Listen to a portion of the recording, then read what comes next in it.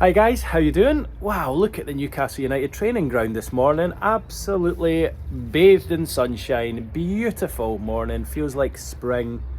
Got this coat on, don't even need it. Lovely and warm this morning. Ahead of FA Cup weekend, where of course Newcastle host Brighton on Sunday, looking to try and get through to the last eight. And you know, the cup competitions have been great for Newcastle so far this season, and let's all hope that you can win one of them and end the trophy drought. But as you can imagine, at Eddie Howe's news conference this morning, many questions were posed to him regarding striker Alexander Isak, who of course missed the Liverpool game on Wednesday night, much to the surprise of everyone. Eddie said, well, I'm sure you've all heard what he said, but he said after the game that Isak felt something in his groin at lunchtime and he thought it was best to take him out, didn't want to aggravate the problem.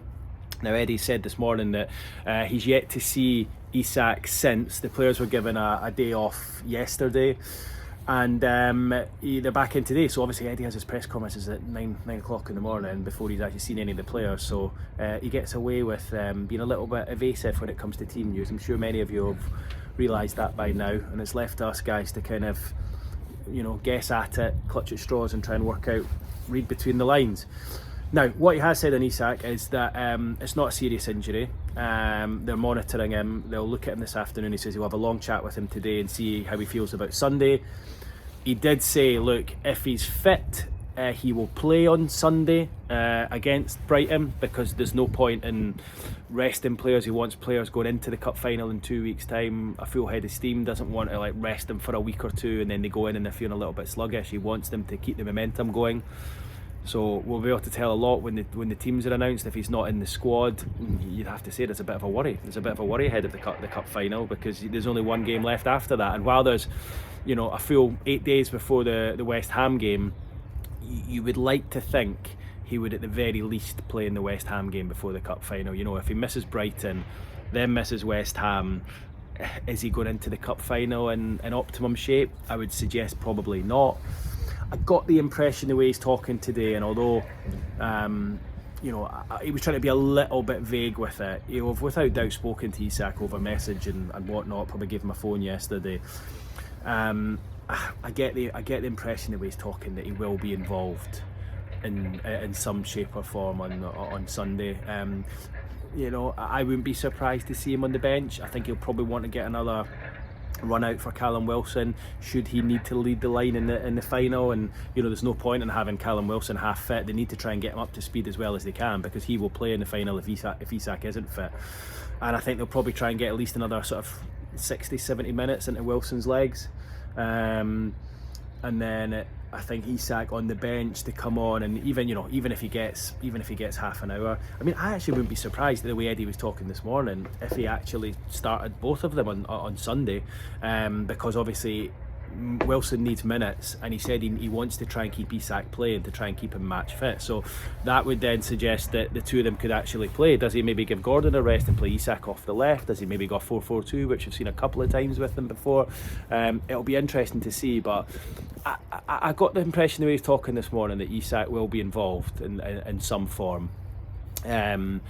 And again, I wouldn't be surprised if it's off the bench, and you know, it would be great to see him back, because look, Newcastle, as we all know, are a much different prospect with Alexander Isak in the team. And Eddie said that this morning. He said the whole way they play and prepare is built around Alexander Isak, and he gives them a different dimension to most other strikers. So yeah, it's just come at the worst possible time, hasn't it, this? Because he's the one player you really can't miss. I mean, just looking through the squad, you know, over anyone, Isak is the one. Isak is the one who on cup final day could, you know, single-handedly beat a team. You know, there's not many strikers in the league who would scare Virgil van Dijk, but I think Alexander Isak does. You know, he's scored cracker against them at home already this season. Remember 2 years ago in one of his first ever games, he went there and scored an absolute belter, his first Newcastle goal, and then had another one just ruled offside. And you know, he really scared Liverpool that night. And as much as Callum Wilson's strong and experienced and been round the block, he's not got that wow factor that Isak has at this stage of his career. You know, 24 years old, and rapid, can score from anywhere, can do anything, can lead the line on his own. You know, Wilson's coming towards the end of his career, and you know, while he's a decent enough backup, we all know the team would be a lot have a different dimension with Isak in there. And you know, I think he is the one player in that team who you do not want to miss come cup final day. As much as you wouldn't want to miss a Tonali or a Bruno Guimaraes or a Joe Linton, I think they can all to an extent be replaced. You know, there's good options in midfield in the shape of Willock and Miley, even Longstaff. And there's who hasn't played much recently. I'm not too sure why. I'm surprised he's been getting fleeting minutes. I thought he would have played more. And then even at the back, if Botman doesn't make it, you've got Dan Burn who can play that position well. He's done well this season. You know, I just, Isak is, I mean, to miss Isak for the final would be like missing Pope 2 years ago. Similar sort of scenario. It would be an absolute hammer blow to Newcastle, and I think they'll do everything to patch him up and play. And you know, if it's not a serious injury like Eddie Howe says, you know, he's going to do everything to play, whether it even means taking an injection or whatever. He will do anything to play in that game, and I'd be amazed if he doesn't play in the final. But at the same time, you need an Alexander Isak fully fit, fighting fit to trouble Liverpool. If you've got a half-fit Alexander Isak, it won't be the same, and Liverpool will probably just gobble him up.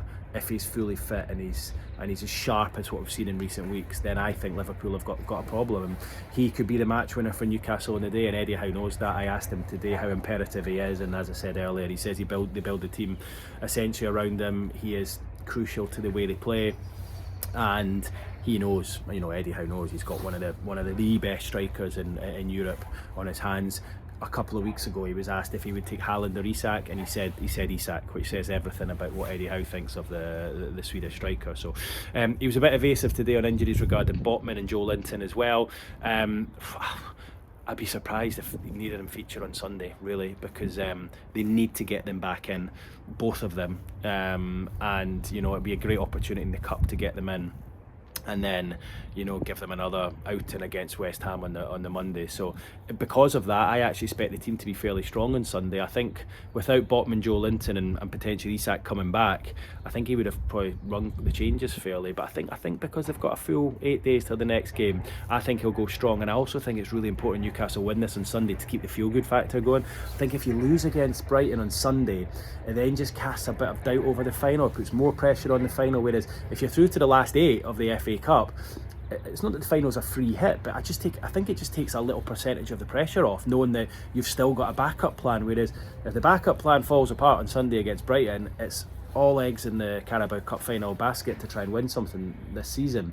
And I just think to have that in the background is a really nice, you know, it's a really nice plan B, if you like. It's a really nice safety net, is the word I'm looking for.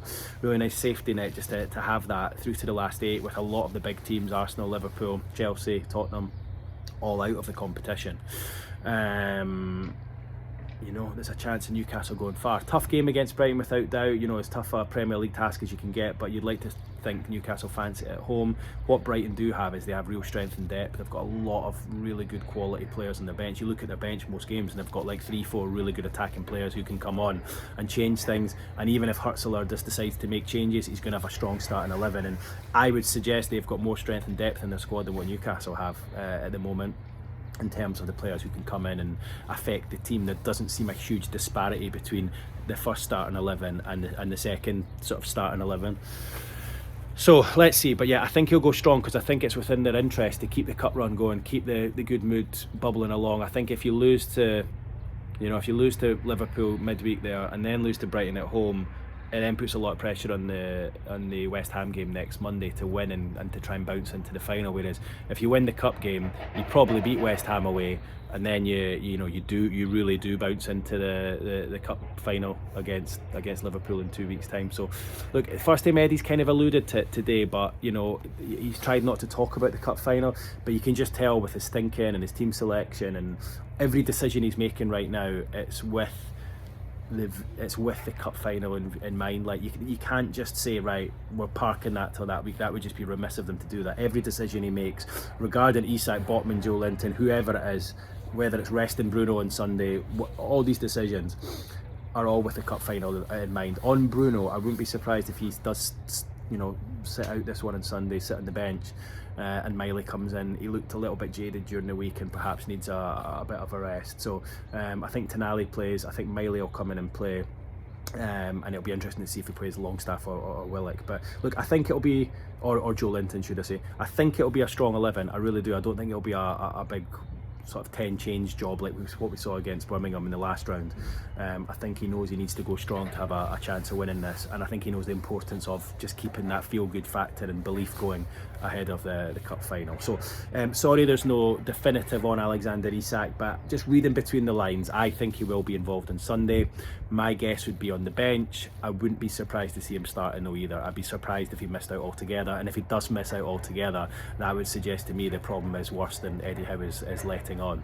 So that's it from me, guys, today. A bit of an injury update of sorts. Leave your comments below. Please subscribe if you haven't done already, and I'll see you guys on Sunday. Cheers now.